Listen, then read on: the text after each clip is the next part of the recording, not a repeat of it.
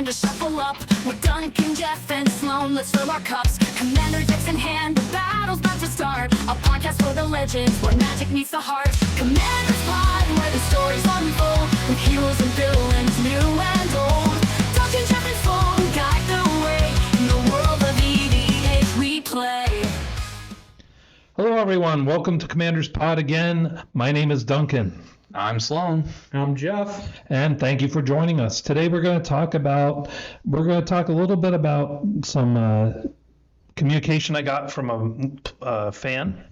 We're going to go over that. We're going to talk about Blue Ramp. Is it a thing? And we're going to talk about some more of our pet cards that are underplayed. Cards that we like that we don't see a lot in the wild. Right. Okay. So let's get right into it. So we got an email from Alex. He emailed us right before Christmas, so it's been a little busy. First chance we've had to kind of respond to this because of our recording schedule. Yeah.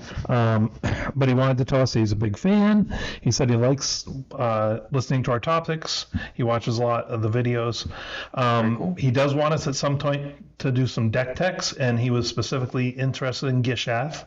Okay. So maybe sometime we can do a Gishath deck tech, and you can go through some of your... Happy to do that, Alex. Yep. And he said one of his underrated cards is Spellskite. Yep. And I actually have it pulled up here. That's for actually people who pretty don't good. know. It's a artifact creature horror. 2 colorless is all it costs. That's it. And it has pay blue or Phyrexian, which is 2 life. Change a target of target spell or ability to Spellkite. Yeah. So what that does is that allows you to protect your commander potentially, or protect another piece on your board by redirecting it. Yep, or sometimes steal their good stuff. If they're trying to put an enchantment on their guy, that's going to be really good for them. Yeah. And the other thing this lets you do is it lets you get more use out of it than one time. So Right. when you redirect Well, unless the it's a spell, death spell, you're... No, you still get more. I'll explain. But when you redirect something, you do it once. This is always out there. So when someone's like, oh, I'm going to target, you'd be like, well, I'm just going to stop it. And there's many times where they won't target you because you're just going to stop it. So they'll target someone else. And in the reality, by the end of the game, that one card might have stopped 3 or 4 people from trying to, come Right. after you for the cost of that one card. I see what you're saying. Yeah, so it's virtually. very, very You powerful. can virtually use it. Yes. Because Exactly. it's almost like a board state. deters people. Yeah, it's a board state deterrent because Yeah. you're like, whatever you target, if I don't like it, That's right. And so so- they'll just pick the easier path. People are much like water and air in that way. They'll take the path of least resistance. Right. Right. Yeah. So, Spellskite is a very good card. I do think it's underplayed. I think some people play it, and I think the danger is that they're like, it's been like 5 games. I haven't been able to get it out, or it hasn't been useful when it's Right. out. So they take it out without giving it a fair shot. That can save your commander a lot. I mean, how many times has a Swords of Plowshare halted your commander in its tracks? Yeah. You know? Sure, I'll pay 2 life, and now you're exiling my 1/1 Spellkite that doesn't do anything. And- Sure. Is it a 1/1? I thought it was like a 0/2. It might be a 0/2. I don't know. Unfortunately, I have only the snippet on here because Oh, okay. of reasons. But yeah. Okay, gotcha. Yes, reasons. Yeah, so I think it's a 0/2. So the other bad side is you get no life from it if they do. Yeah. But you've saved your commander Right, or whatever yeah. it was they were going after. So no, that's a great card, Alex. For sure. I think that's definitely one that people don't play enough, and I think people have tried it and given up. And good on you for sticking with it. So. For sure. So today's counterspell, we're going to do something kind of different. So I was looking at the Commander official Commander website, which is now taken over by Wizards, and they had an idea for an alternate version of Commander, and they called it bsEDH. And you can look it up on their website for the specifics. But basically what it was, this would work on if you're playing a virtual version, like on Spell Table or on Cockatrice or one of those where you play virtually, but it's not so structured, so you can make your own cards. Or if you're playing proxy decks, if you play a lot of proxies, Right. if you play with people that play proxies, you can do this. And what you do is you create every deck you play. Each player creates 10 cards that are fake. Okay. right? And the idea is to try and catch people playing the fake cards versus the real cards. Right. Okay. So what the challenge would be is like, hey, play a lot of like really obscure stuff in there that people don't play, people haven't heard of. Right. And they're like, really? That's a thing? Or, you know, it might have a really crazy mana cost, but you have a bunch of that stuff in there, so that it's kind of false, kind of red herrings. But at any point, one of the opponents can call BS on your card, and if they do, and you're playing a fake card, you lose half your life. Right. And if they do, and you're not playing a fake card, if that was a real card, they lose half their life. Right. So I just thought it was kind of an interesting take, kind of like a liar's dice version of. Yeah, Man. there's a standard card game called BS, and that I'm assuming that's what it's based around. Probably. Where basically in that card game, you say you put your cards face down the middle, you go around the table, you say, "Oh, I'm putting down 2 2s." Well, you might be putting down an ace and a jack, but you're lying about putting down 2 2s. You put it face down, and if someone says, "Oh, that's BS," and they call you on it, you have to take the whole stack in the middle and add it to your hand. And the point of the game is to get rid of all your cards first. Yeah. So I'm assuming that's kind of where this concept. And by the way, came from. BS obviously stands for bluff, son. Yeah, plus. Yeah, and Yeah. there's a lot of games that sort of play off of this idea of Right. sort of figuring out if you're being tricked or duped.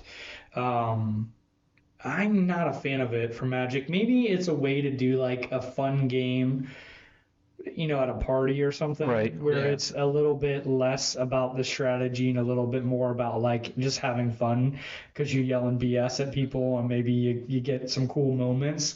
But I also still just, if I have time to play the game, I just want to play the game. Right. Right. Yeah. I don't want BS. I just want the regular game. Right. Well, I mean, think it would be fun coming up with a card, like inventing your own card. People do it all the time. There's chats on like Discord and whatnot for alters. You know what I mean? For not alters, for custom cards, and they come up with these ideas and they try and they get feedback to make it as fair as possible. Right. And it's kind of like that, right? You're kind of trying to come up with something that seems like it might be real, but it's not. I mean, if that's the fun in inventing cards, I suppose we could play where like we go, hey, each person gets to invent 3 cards, and they have to be approved by the rest of the group. So Duncan, you invent 3 cards, we approve it, and we're like, we'll play with those cards a few times, Yeah. see what they do. I wouldn't hate that. I got one for Duncan.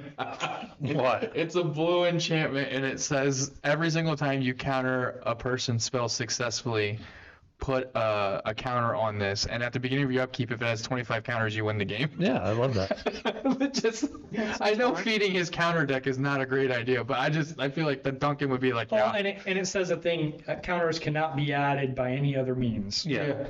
Yes. Yeah, so it Because keeps we're making the card. Yeah. So that might be what happens. Someone creates a card, Yeah. and you're like, I'm not going to prove it that way, but if I add this stipulation, now I'll prove it. Right. Yeah, counters can only be added by actually countering spells, and Yes. not by anything else. You got to counter 25 things to win the game. I'm okay with that. But even 15, maybe 25 is not. So, I mean, we could do that. I mean, technically, he could keep countering his own stuff too if he really Yeah, wanted to. I got Yeah, something to but counter. 25 is hard. I mean, if you do one per person per turn, that's 3 right there. So I mean, That's still hard to get to 25. sure, yeah. I mean, he I only don't think I have a has- deck that has 25 counter spells. That's a lie. The sad thing is I do, but it's literally a counter spell. Oh, no, my Baral. Yeah, I was about to say, there's no way you don't. You're a liar. Yeah, actually, my Vicenzi. Which maybe even the counterspell deck doesn't even have 25, actually, now to think of it. It's possible. When I built my It's 20. counterspell deck, I think I put like 37 in there or something. like that. If I were to do that, I would want to put in there like the counterbalance that says reveal a card when somebody casts a spell, and if it's the same mana value, it counters it. So that's like repetitive. oh yeah, that's a good one. know, That'd be a stuff good like one that. to put in there. Yeah, that's cool. I think my Brawl, is it Brawl Chief of Compliance? Yeah. I think that deck's mostly designed like, when I play the counterspell, other things happen. Well, I and get creatures. Well, all because kinds of Brawl stuff. makes them one less, and then you get to draw a card Yeah, and I discard draw a tons of card. cards, make birds, all kinds of nutty I can make a Lear deck because that way I only need half that many, and I play them again from my graveyard. Yeah. It's true. Yeah. Yeah. But no, so anyway, making up cards can be fun. Yeah. Check out the article on the Commander website and see what you think. I think it's kind of a neat variant. It's a lot easier if you're just doing it online, where you can just make the card yourself. Yeah, and you don't have to worry about like someone like looking over the card and doing all that nonsense. I mean, I think the idea is kind of cool. I think the more fun part would be just creating cards, because I think that's fun. And Yeah. I tend to agree with that. so, but yeah, I'm kind of in Jeff's camp. If I have time to play Magic, I'm playing Magic. Period. So I wish we could go back in time though and play like this kind of a game with like people that were playing Magic like 10 years ago, because the power creep that's come. It's like this card says that I deal triple damage this turn, or I get triple mana. That's not a real card. Yeah, that's not a. That can't be real. There's no way, dude. You went way too far. No, my favorite though out of cards that just seem ridiculous is I forget the name of it, but it's a green card that triples your mana, and it doesn't just add 3, it triples. So if you tap Next something Bloom for Ancient? 2, yeah, Nyx Bloom. yeah, next one. That card is so nutty. It's like stupid. so It's unnecessary. such a stupid card. I have fun playing that card, but it does feel like it's win more. Yeah. Like you don't really need it. Yeah. Well, especially if you play something like Mirari's Wake, where you're already doubling your Yeah. mana, and then you play that, like Right. it just gets out of hand. Yeah, I mean, I kind of feel bad, because I feel like that's like my Calamax deck, where it's like, oh, I'm going to copy this spell, but hold on, I'm going to cast 4 more spells, so really I'm making 16 copies of this spell, and like, so kind of, I get it, but yeah, Nyx Bloom Ancient gets a little ridiculous, for sure, because of it being specifically for like mana, and doesn't he cost like 7 to get out? Yeah, it costs a lot. Right, so like at that point of the game, like it really is like a hat on a hat. It's like, why do I even need It's definitely win more, but if you get him out and then you cast like anything Right of with replication. X, yeah, anything with X in its mana cost. Yeah, you're that's like, gross. Yeah, it's, No, you cast Right of Replication, you make 5 copies of him. yeah. Yes, And then you have to do the math just to figure out how much mana you're making. Yeah. You're making 3 times 3 times 3 times Yeah, 3 3 to the times 3. 5th power. it's wild. I don't see Nyx Bloom Ancient a lot either. Oh, I do. I think it's because he's more. Oh, I shouldn't say a lot, but I see it often. Yeah, he's And every more. time it's like, uh-oh. Yeah, it's like someone has something to deal with it. No, all right, game's I'm over. gonna untap with this. What are you guys gonna do? Yeah. I'll cry. Yeah. So So, anyway, so just a little thing to check out, something to think about. Jeff, what's triggering you nowadays? I'm pretty triggered here at the office by the common use spoons. So I don't know if you guys are familiar with this, but you'll have like the coffee station. I don't know, maybe we're just a weird business, but we've got a coffee station and we have common use spoons. So this is a spoon that you're supposed to stir your coffee with, and it will sit there and get crusty and gross. And people they use it. I want no part of this disgusting spoon. I don't know why this is a thing that exists. Right. People need to be better. That's gross. I mean, you're assuming that somebody doesn't. They probably, without even thinking about it, might just like stick it in their mouth and, yeah.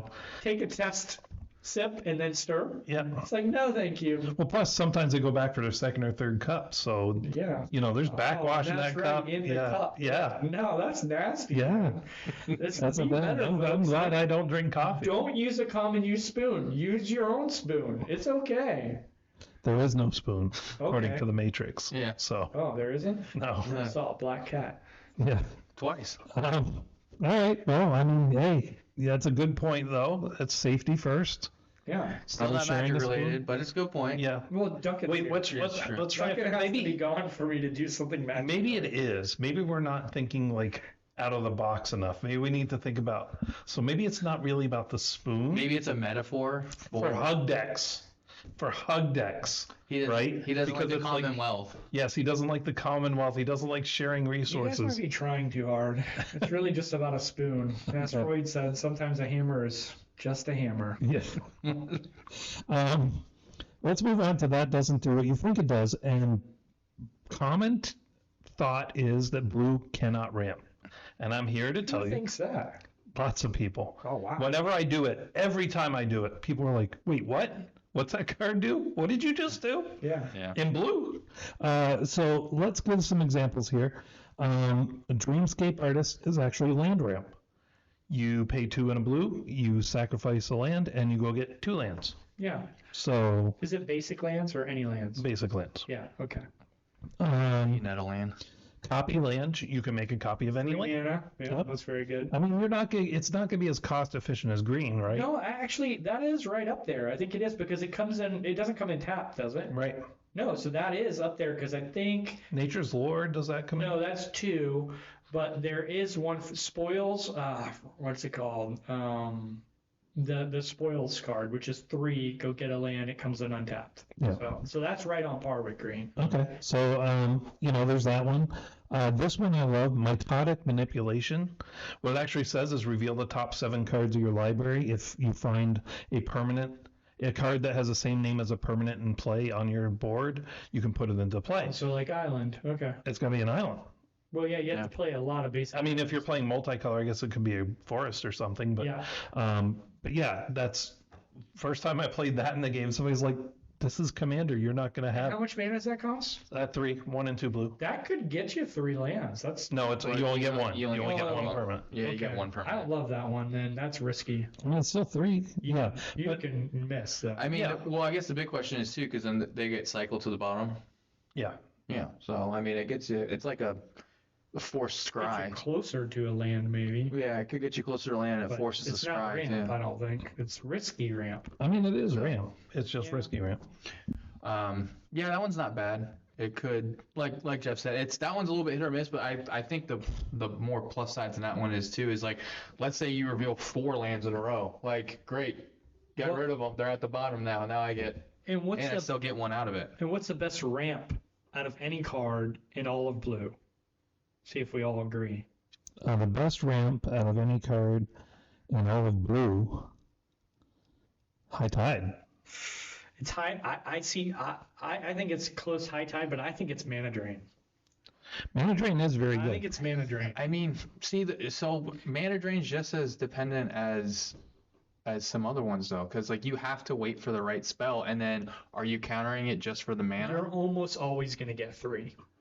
You're almost always going to get 3. But you're technically only netting 1 then, because mana drain costs you 2. Yeah, but you're netting it on the next turn, which is True. Yeah, it's like a layaway plan. Yeah. Sure. So, but I mean, it's And one you of could those. easily get 5 or 6. No, but I mean, that is good, but High Tide, if you're playing mono blue. Yeah, If high you're- tide's gross. If you're playing mono blue, high tide could be good, but you have to get to 3 or 4 lands before it becomes really worth it. Right. There are also mana dorks in blue. People don't realize there are. Now, a lot of them have stipulations. You have to cast either artifacts or instants or sorceries. Right. But there are some that aren't. Sea Scryer, you tap for a colorless, or you can use it as a filter and you tap one and it's now whatever color you want. I think it's blue. It has to be blue. And then there's Apprentice Wizard, which is tap blue and you get 3 colorless. So, Okay. yeah. So those are some mana dorks. And Patron of the Moon. let you play an additional land each turn. That's a good one. Yep. You pay. I think you pay 1, you get to put a land into play. I think is how it works. But so anyway, that's some blue ramp. Not playing colorless. Not cheating that way. Yeah, not talking about the rocks and Right, stuff. We're talking about actual blue base spells and. Right. And if you are using the rocks, though, there are the blue Trinket Mage and stuff like that go get And Sapphire Medallion, Sapphire which Medallion. is Yeah. Right. Bankers. Yeah, but there's one of those for each. Yeah, color. there's They're not also- unique. There is, but in blue, blue and black probably, maybe white too. Yeah, because I think Jet Green, Medallion. no Pearl one's Medallion. playing that in green. Yeah, Mind Splice Apparatus. If you want to cast instants and sorceries, each round you put a counter on it. Your instants and sorceries cost 1 less, and there's a ton of stuff that says instants and sorceries cost 1 less. And There is, yeah. And then there's also all the artifacts that flip into lands. yep, Or there's the artifact that every time you attack, you go get a land. So there's all kinds of stuff. And blue has evasion, so you can typically fly in and hit someone. right. But my point was, you can put the artifacts in any deck. Yeah. Blue does have stuff specifically in it. that ramp. Yeah. You know what I mean? That gets you there. Yep. So people don't often think about it, and every time, like I said, I play it, people are like, wait, what? Which, speaking of Copyland, I'm going to go off on a tangent for a second because Duncan helped me look through his cards for Galadriel. Yep. And I ran into pockets of cards where you could tell Duncan was on Card Kingdom or TCG Player. Shout out to you guys who take all my money. And you could tell he was on there. He's like typing away. He's like, whoa, this card? Oh, I got to get one of those. No, I got to get 20 of those. Yeah. Because one of them that I saw in there was like 20 of it was copy land. Rhythm of and the I was Wild, like, right? this is Oh, wild. yeah, Rhythm of the Wild was another one. Yeah. It wasn't Rhythm. It was Copy Land, you said. Copy Land, and then the one that was like Rhythm of the Wild, which is Yavimaya, yes, Fires of Yavimaya. Fires or Yavimaya, right? Yep. Because Rhythm of the Wild costs a little more than. Same cost that they. No, I'm talking dollars. Oh yeah, probably. Yeah. But it makes your stuff not be able to be countered, which is nice. Right. Yeah. Yep. But so, just some tips. Blue can ramp.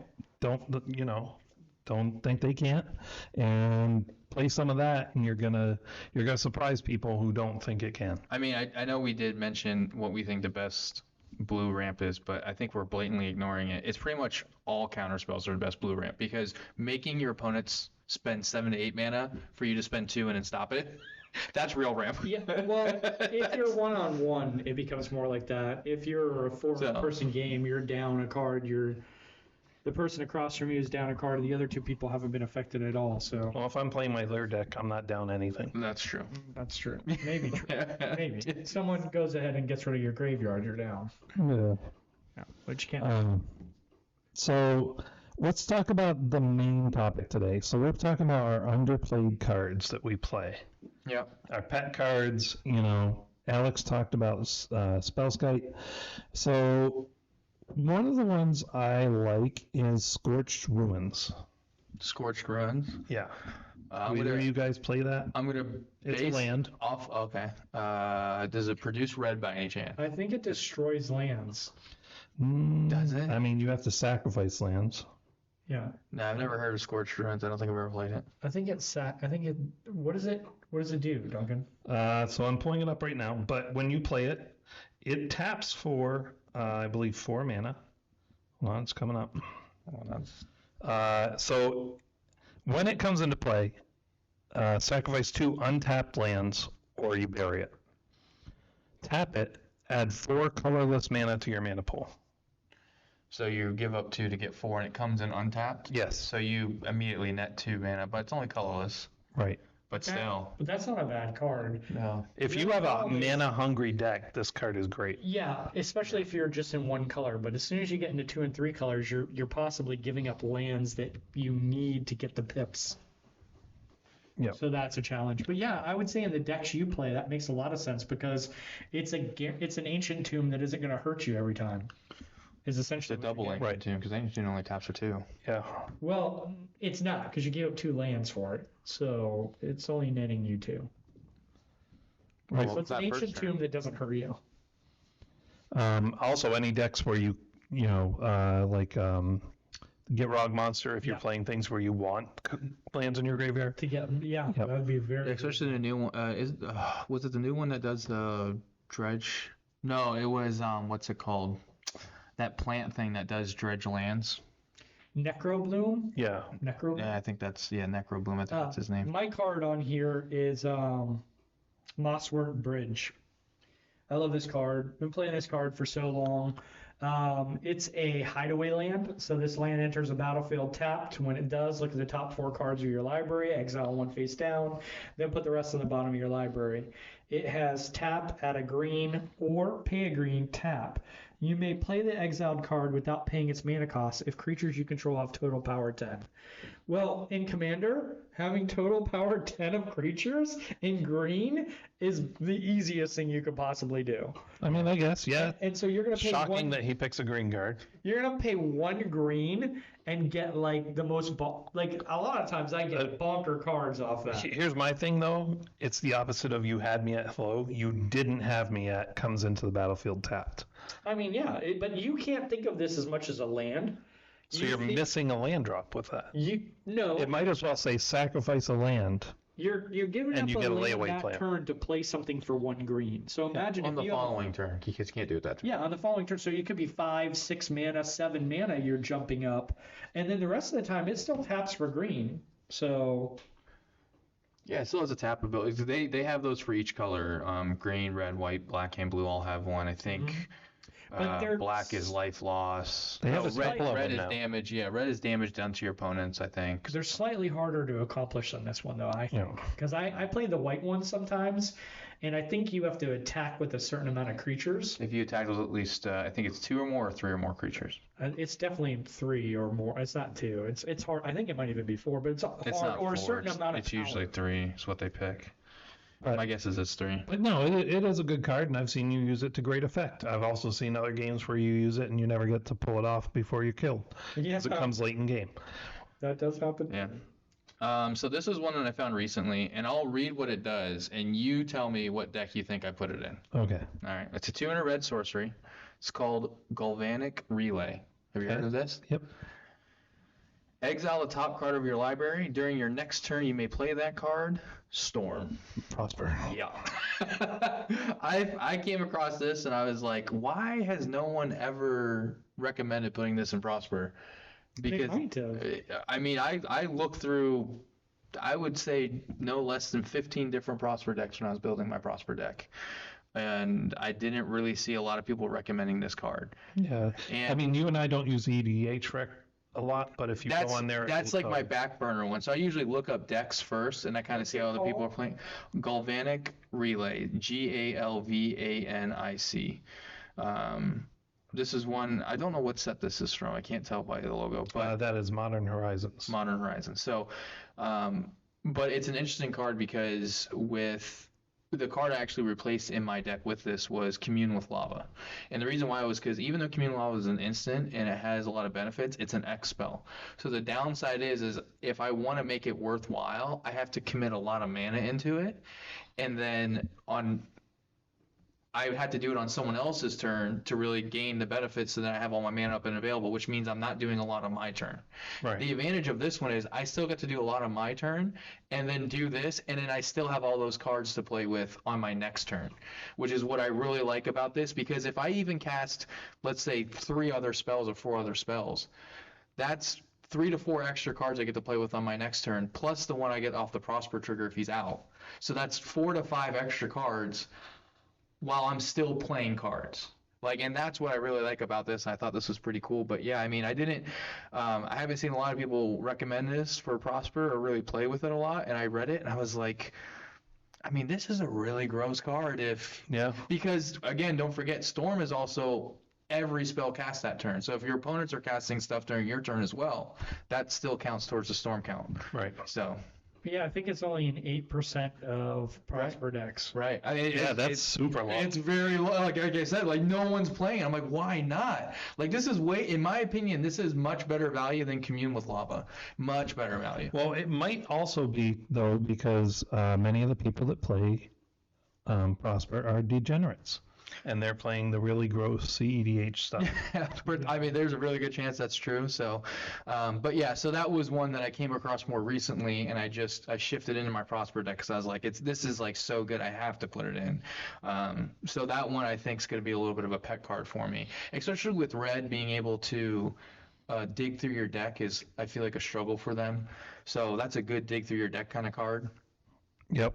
So I think it hits a lot of positives for not just Prosper, but a lot of red decks, especially red decks that are flinging a lot of spells really quickly. That gives you an additional benefit when you cast that at the end of it. Right. It does make it onto the sorcery part of it, but barely.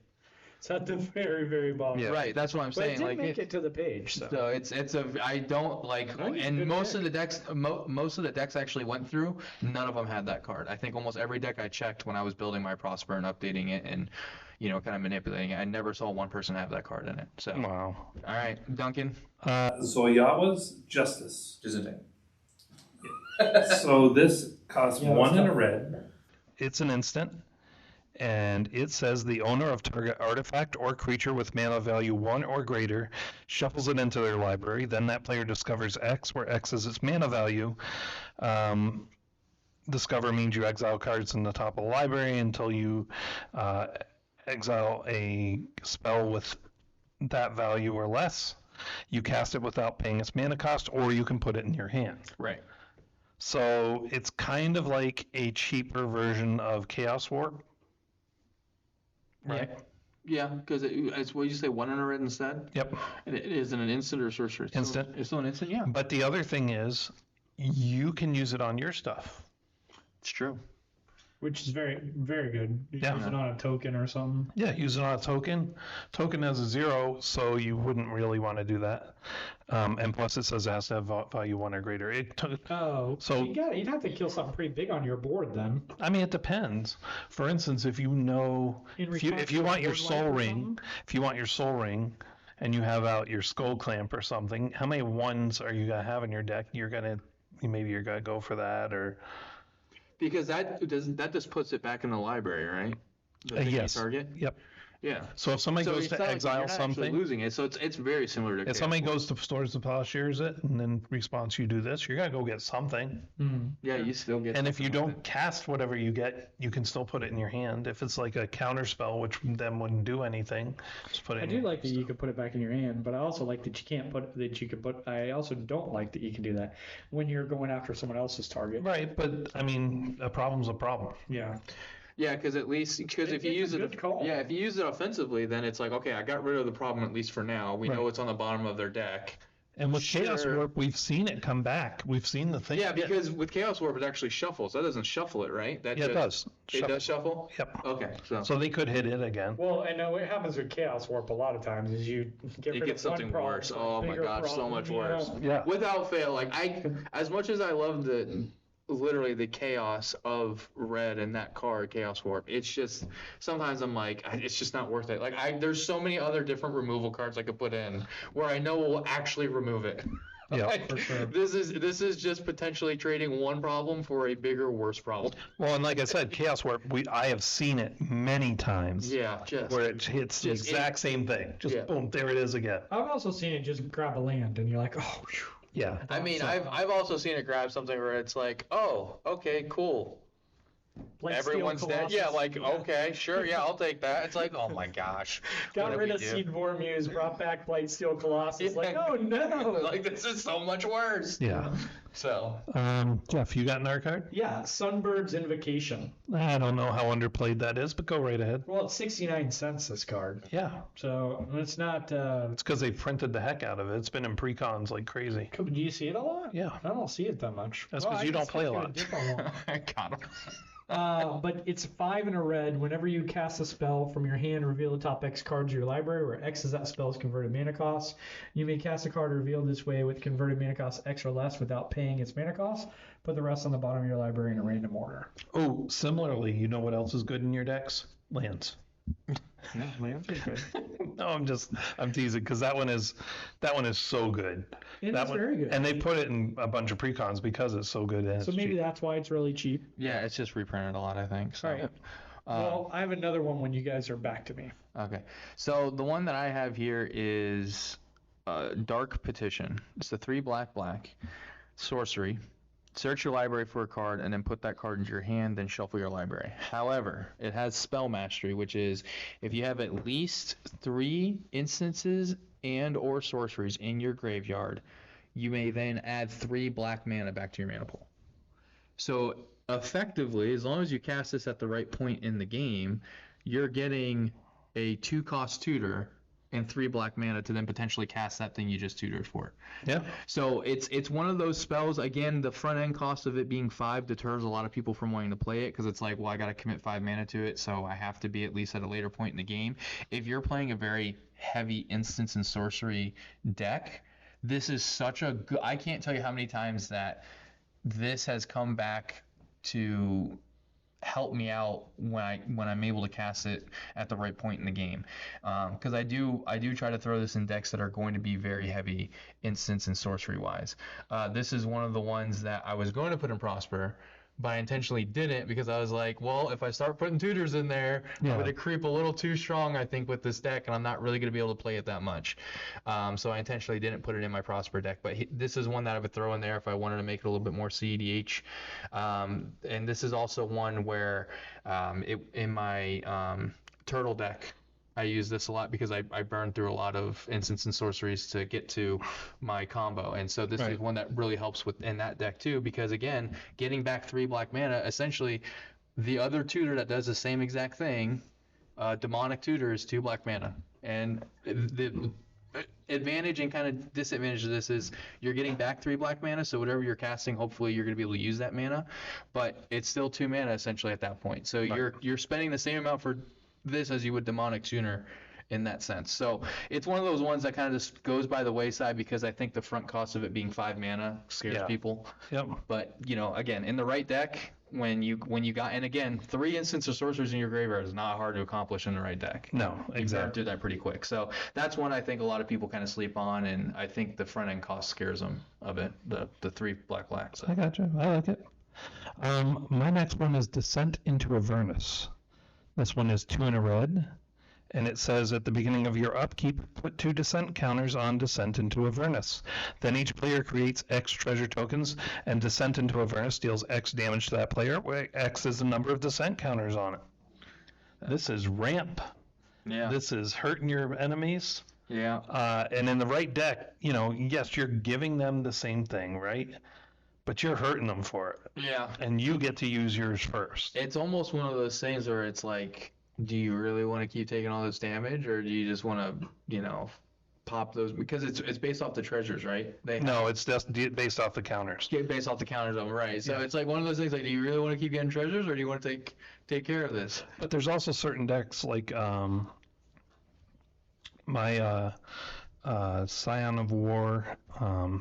Can't think of his first name. Rowan, Scion of War. I can tap him to make my red and black spells cost X less, where X is the amount of damage I've taken on my turn. Yeah. So on something like that, I want to take damage. Just give me ramp, it's feeding that. I played in the Heb. Yep. Yeah, that's a good one too. This would be real good in, actually, I haven't gotten to play it yet, but it's in my new Niv Mizzet. The one that says when your opponents take damage, non-combat damage from you, you draw cards equal to that damage. Oh my god. Yeah. That's so for gross. first time you put a counter on it, that's 3 draws. It's a card draw version of that. And you get a treasure. Yeah. That's so gross. Yeah. It's very cool. So gross. He's blue-red again, right? Yeah. Yeah. Yep. Of course. Yeah, that multicolor one, the Wooburg was just Yeah. made no sense. It wasn't that. He didn't do a thing that was Niv Mizzet-y. It was like, why are you doing this? But what's that next card you got? So I got to preference mine here because I think it's cool when there are players that can go and find different cards that kind of do the same thing but people haven't heard of, and there are people that love doing that. That doesn't really do anything for me personally. I don't care about that. I just like building good decks and seeing synergies happen. However, these are cards that do get played, but I don't think they get played enough. I think the meta has moved to 2 mana ramp spells really strongly. And an area that I see that doesn't get a lot of attention are the 1 mana land enchantment cards.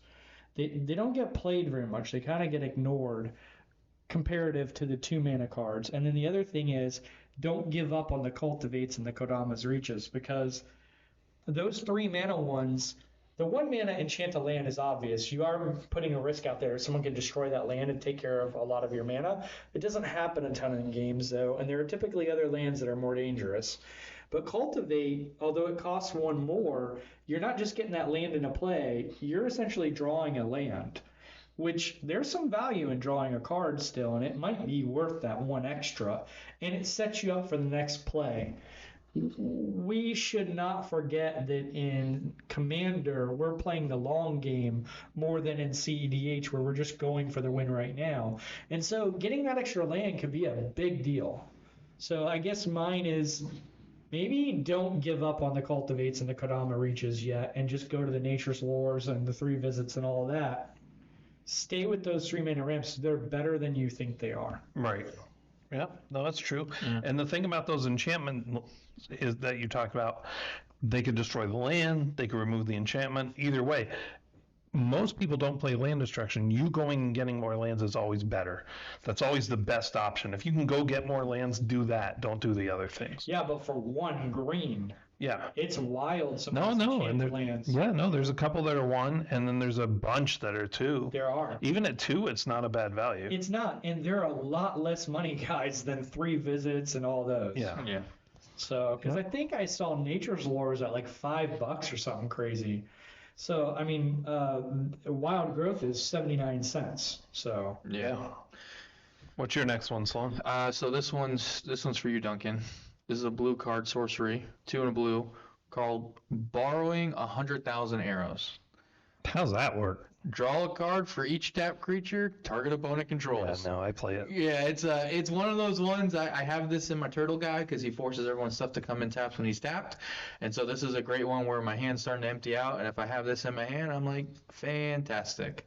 Who's creating a bunch of tokens that are coming in tapped? Yeah. You are. Great. I'm gonna draw 15 cards for 3 mana. that's wild. Yeah, it is a super fun card that, again, it's a little more situational, and I feel like that's kind of the fear with it.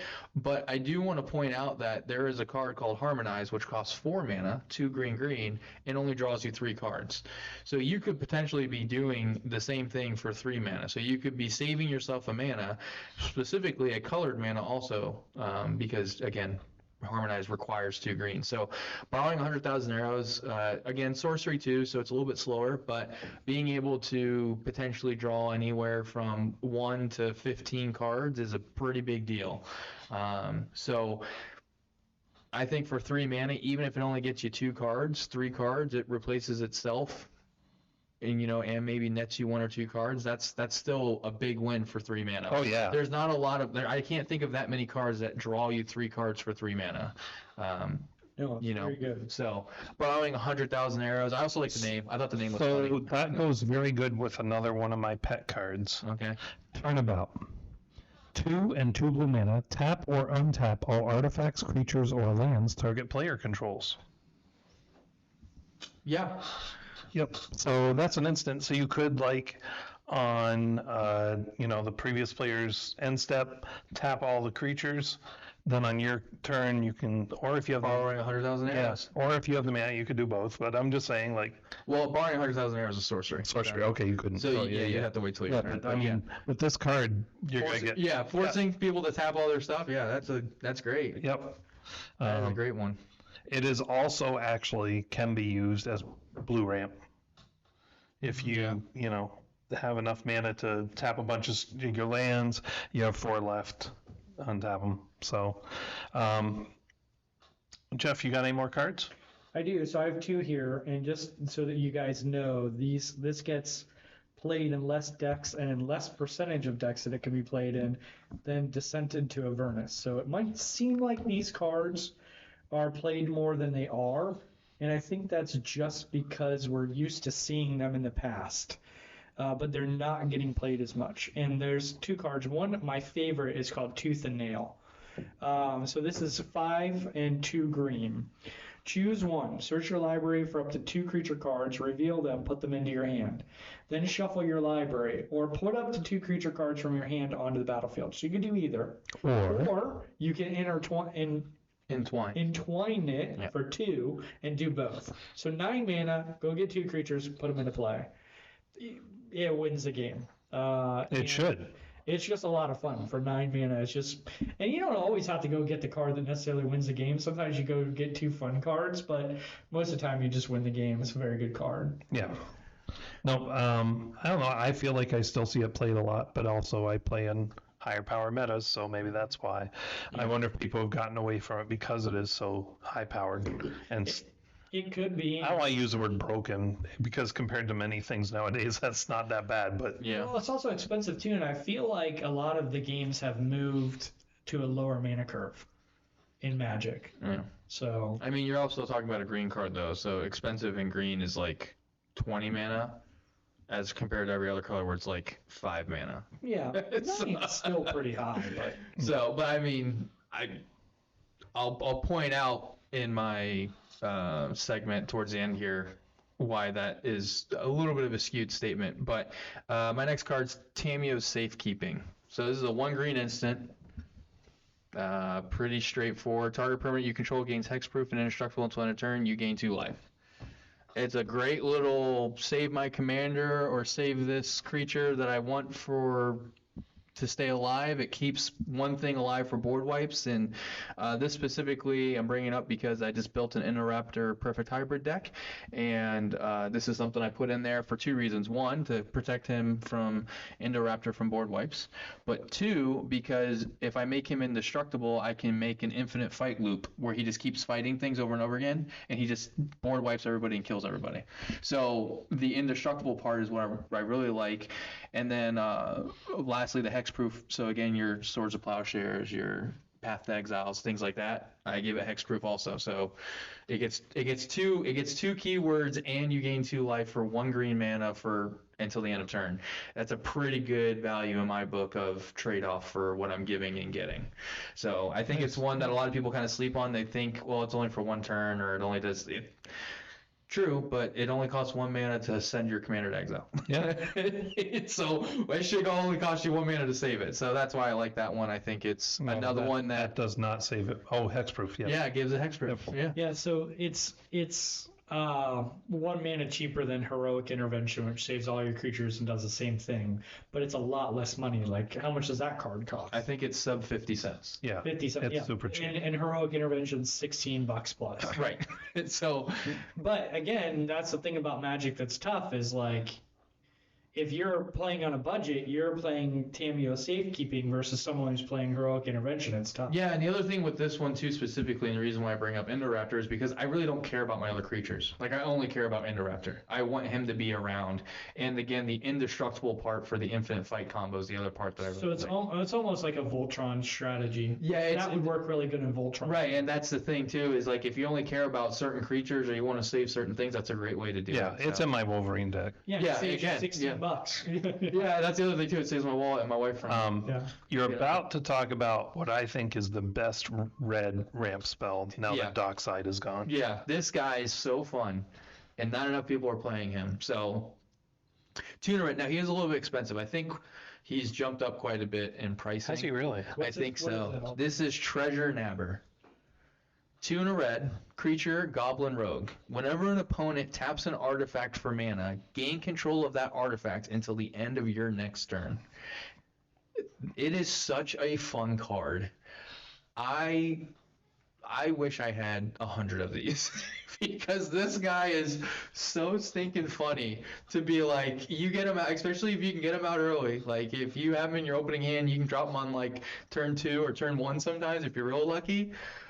Like, everyone drops their 0 cost rocks. Guess what you have on your next turn? You have 9 to 10 mana potentially available because everyone's tapping their stuff down to try to get their stuff out. And then you're just going to have a buku turn one turn. And the best example I have of this is actually playing Duncan's deck when the Lord of the Rings sets first came out. I don't remember this game. We're at the shop, and I was like, well, I want to try out some of the Lord of the Rings decks. So can I play one? He's like, yeah, play this one. It's the Sauron one, I think is what it was. Who's like blue, black, red. Yep. And he costs like 7 mana to get. He's like 4 blue, black, Yeah. red or something like He's that. expensive.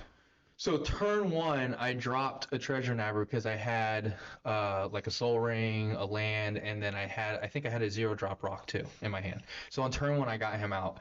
Everyone else also dropped a rock, and everyone used it except for Duncan. And I looked at Duncan, I was like, Duncan, if you just tap your rock real quick before my turn start, I can turn 2, drop a 7-drop commander. He's like, all right, fine. And so he did it just so I could do it.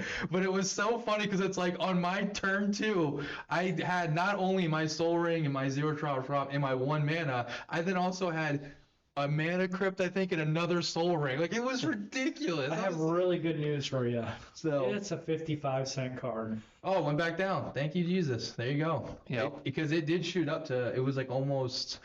I think they just reprinted them in something. Oh, okay. But he was so He good. was almost, I think, either like $5 to $8 almost. So at one point. I saw him dropped in a game where somebody was playing that red-green commander that says you can tap non-token artifacts for mana. So guess what happens? He steals them. He steals them. Oh, that's hilarious. Even though they don't work for Min on his term, whatever they were supposed to do, they did for him. It's a very good card. It's such a funny little card. It is a tough one because it is dependent upon who you're playing against. Yeah, and I will say that ultimately, and I think the reason why people aren't as threatened by him is because you can technically play around it. It doesn't do anything for treasures, right? Right. Treasures go away. But I think the fun thing about him is that you could potentially on your upkeep have 4 soul rings. Yeah. which would be hilarious, Which you would hope that if people see him out there, they don't do that. Right, and again, you gotta not tap your artifact. which I think You have to kill him and then tap your artifact. right, and I think that's a cool way of also deterring people. Like, Yeah, it does. It's a good deterrent. It is a bit of stacks, in that capacity. Sort of like Ristic Study can have the other effect if they don't let you draw, at least you're making them pay more. right, and they're having to change how they Yeah.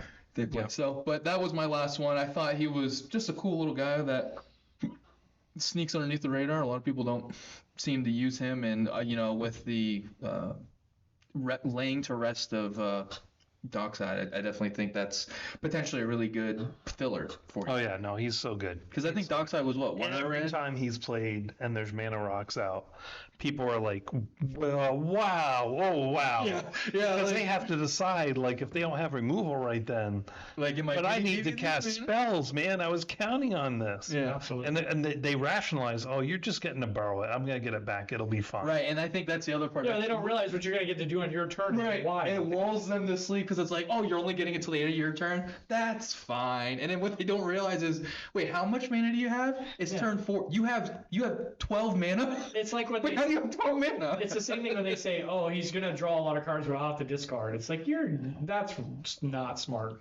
Unless they hit the worst land pocket in their entire life, them drawing that many cards usually is never a bad thing. Jeff, I see what you have pulled up, and I don't know how underplayed it is, So but it's it is 2% great of cards. decks. It's only in 50,000 decks, which seems like a lot, but it's not. It's 2%. Yeah, I mean, of the Duncan decks has that it like can at go least in. half that many decks himself. Yeah, it's called As Foretold, 2 and 1 blue. At the beginning of upkeep, put a time counter on As Foretold. It's an enchantment. Once each turn, you may pay 0 rather than pay the mana cost for a spell you cast with mana value X or less, where X is the number of time counters on As Foretold. So there was a time I had this in a track set, and it was amazing. But it just was a little too unfair. So I took it out. It's just like, because with the Traxa down or with any of my stuff to proliferate, this thing has 5 or 6 counters on it. Well, I think, I swear, I seem to remember, weren't you playing the artifact that lets you play at flash speed too? Yes. I with the Duncan Ori. Yeah, so you were being able to cast anything you want for free on anybody's turn. Yeah. Yeah, which that was a lot. that was what was growth. No, yeah, it's fun. But I took both those out of Atraxa, so be nice. Did you have any more? That was my last one. That the Treasure Nabra kind of wanted to round out with him. I thought Right. he was I mean, I can always do more, but we'll do this again sometime, and I'll save some of those for that. I mean, and if we do deck techs too, you might see some of these cards pop up in those deck techs as well, and so you can, we'll point them out and we'll go through that because again, I think Alex was his name, correct? Yep. Was asking for some deck tech videos. We did the one, and a lot of people really liked that one too. It was the snow guy. And that wasn't really even a deck tech. Like we should do an actual deck tech where we that was more of a deck build. But like we go over and talk about the reason why. Right. We're I think we kind of have. I think we've talked about my Lear deck.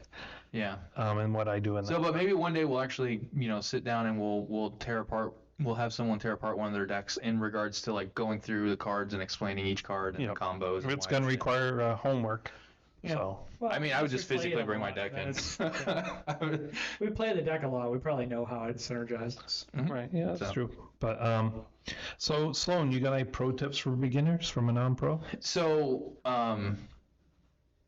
I guess it's a pro tip, but it's also a tale from the table. We had the blessing of having Jeff host us over at his house for a Christmas dinner, and we're shortly after, remarkably, I think it was 2 weeks later, we got to go back again and play Magic, and we got to play with his 2 sons, Jaden and Paxton. So the pro tip is green is stupidly broken when it comes to ramp, and merfolks are super annoying. So, to give you an idea, It's just Paxton's deck. Paxton has a merfolk deck. Yeah. It was the pre-con, but it's been upgraded, so Yeah. it's not really a pre-con anymore. No, but it's a very expensive deck. it's a really well put together deck. And the thing was that the merfolk he was playing is the one that does the new explore mechanic, revealing the card, putting 1/1 counters, or if it's a land, you can put it in your hand. But then he had the combo out where he had another merfolk that says if it explores a land, you can then put a land from your hand onto the battlefield. So it was turn 4. I have the notes in my phone, and I wrote it down on purpose. It was turn 4. He had 7 lands out, and one of them produced 2 mana. So he technically had 8 effective mana out on turn 4. It's a blue-green deck. Don't let people tell you that green or blue, like in that combo, like it's gross. Like Simic is disgusting. Merfolk, Tribal, and Simic with that commander and with the way it's gross. It was so disgusting. It was absolutely absurd. And the fact that I sat there when Paxton said he was going to play that. I was like, all right, I'm playing this Interrupter deck, which is not at that power level. He was like, it's just merfolks. I was like, Paxton, I don't think you understand what you're about to sit down and play.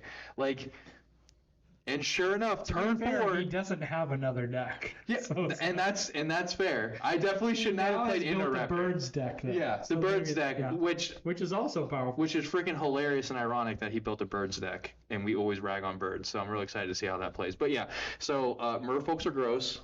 That blue-green merfolk, I can't remember his name, whatever his name is. If you see him, Hackball, yeah, surging just murder him constantly. Just kill him all the time, because letting all of your lands come from your hand for free constantly. But I did find the counter to that. Yeah, board wipes. Well, no, it was chaos, if you remember. Yeah. Yeah, so that's the other that part. was me. I actually caused more Oh chaos my in God. the chaos deck than you did. There was a second thing that happened in that game, but we'll save it for another tale of the table. That was absolutely crazy when you cast the one spell and then Paxton casts a spell and it triggered, and it's like we had to sit there and do trigonometry almost. It was like ridiculous, the math we had to try to figure out for these spells. Just to cut it short, that game was so long. I let my 12 and 13-year-old Jaden and Paxton literally decide whether they were just going to give up and go play video games. Because I think we played that game for another hour and a half before we finished it. So this is a lesson. When children play decks against you don't like, you use chaos and you just... Well, my kids don't want Chaos to play amount. with you anymore. I'm sure. Oh my My kids think Duncan is so mean that he would do something like that. It was- They're asking me afterwards why, like what, like sort of when someone does something really terrible, and why would they do? They're like, why would he? Why would he put that in his? Why would he put that in his deck? Especially a hugs deck. That's the There's best no part. hugs in that deck. That deck doesn't hug. Oh, it was a crazy game, but we got to play another game after our little Christmas game that we got to do. We went back and we got So to play I with Jaden and did Paxton. play a lot in December. Yeah, we got to play a lot of games. We got to we I mean, a lot for you. for sure. So much shade. A lot for me, and probably for a lot of the people out there too. I'm just saying, that was like a Friday night for me, those 2 days combined. But not everybody gets to do what you do. Yes. Crazy town. That's true. But that's all the time we have for today. Thanks for joining us. We want to thank you guys really for being listeners or watchers. We really appreciate your support. Thank you, Alex, for reaching out. Yeah. Check us out on commanderspod.com. Mm-hmm. You can support us at patreon.com/commanderspod. You can always email us, cast@commanderspod.com. And if you really want to support us, go down to Mystic Forge, sit down at a table, and kill Andrew first. Commander's Pod, where the stories unfold, with heroes and villains new and old. Duncan, Jeff, and Sloan guide the way in the world of bsEDH we play. So tune in, friends, let's draw and go. In the Commander's Pod, the love will show. From our decks to yours, we share the spark in this world of magic. We'll leave a mark.